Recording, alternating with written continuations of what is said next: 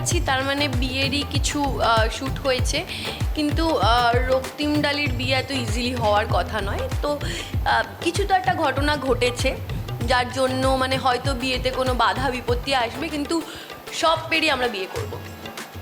একদম মানে না মানে প্রশ্নটা কি আরেকবার বলতে পারো? আচ্ছা শ্যুট করলো, আচ্ছা না সিনটা তো বেসিক্যালি জিনিসের মধ্যে জামা কাপড় থেকে বুঝতে পারছো এটা বিয়ের সিন আর কি। এবারে এখানে বিয়েটা নিয়েই যত ক্রাইসিস আর কি, কারণ বিয়েটা অ্যাকচুয়ালি অ্যাক্সিডেন্টালি হয়, মানে কিছুটা নিজের মান বাঁচানোর জন্য বা সম্মান বাঁচানোর জন্য, আর কিছুটা ওর মান সম্মান বাঁচানোর জন্য, এই জন্য আর কি মানে বিয়েটা হয়।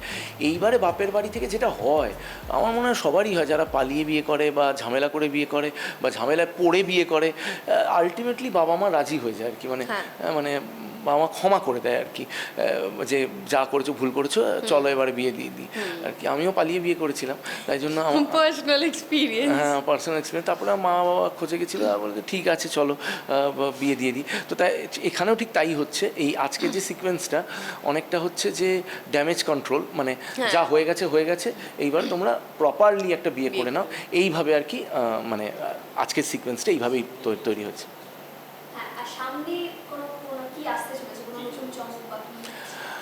এই সপ্তাহটা তো আমাদের অবিশ্বাসের মহাসপ্তাহ। তো এখানে দুদিক থেকে একটা অবিশ্বাস জন্মাবে, মানে আমি এমন কিছু একটা ওকে গিফট দিতে চাই যে ওর বাবা যাতে আবার ওর বিজনেসটা ফিরে পায়, এমন একটা গিফট দিতে চাই। আর ওর তরফ থেকে একটা আমি মানে অদ্ভুত জিনিস জানতে পারবো, মানে আমার বোনের থ্রু দিয়ে একটা অদ্ভুত জিনিস জানতে পারবো ওর পার্সোনাল লাইফের সম্বন্ধে। তো এই দুটো ঘটনা মিসআন্ডারস্ট্যান্ডিংয়ের ঘটনা, এবারে সাংঘাতিক একটা মিসআন্ডারস্ট্যান্ডিং ক্রিয়েট হবে। আমি কিছু একটা ছবি দেখে সাংঘাতিকভাবে মানে মন খারাপ হয়ে যাবে, অবিশ্বাস করবো, এবং আর আমারও একটা যে উপহার ওকে দিলাম সেই উপহারটা পুরো বুমার্যাং হয়ে যাবে, পুরো উল্টো দিকে ঘুরে যাবে, সেটাতে একটা অবিশ্বাসের জায়গা তৈরি হবে এবং মিসআন্ডারস্ট্যান্ডিং থেকে সেই অবিশ্বাস তৈরি হবে। এইটা দিয়েই এই পার্টিকুলার সপ্তাহ, এবং এই যে মানে এটা মনে হয় সেই মানে মানে সমাজকে বার্তা দেওয়ার মতো যে ভুল বোঝাবুঝিতে কখনো পা দেবে না, এবং সম্পর্ক এক নিমেষে নষ্ট হয়ে যেতে পারে যদি ভুল বোঝাবুঝি হয়। তো সেই জায়গা থেকে আমার মনে হয় যে এই সপ্তাহটা খুব এক্সাইটিং সপ্তাহ হবে আর কি।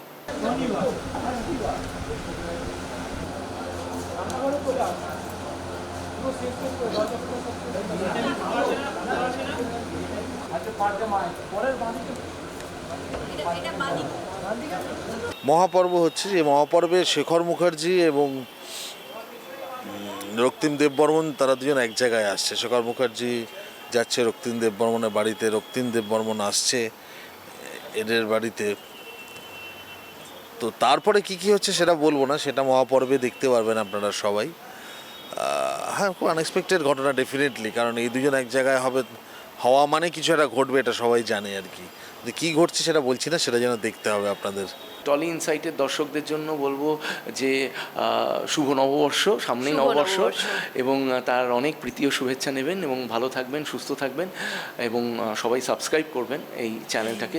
কারণ মানে আমাদের এরকম মানে এই যে মেকআপ রুমের কথাবার্তা গসিপগুলো তো দেখা যায় না সচরাচর টিভির পর্দায়, সেগুলো দেখতে হলে এই লেভেলের চ্যাংরামি একমাত্র কিন্তু মেকআপ রুমে হয়। তো সেগুলো জানতে গেলে কিন্তু সাবস্ক্রাইব করতে হবে।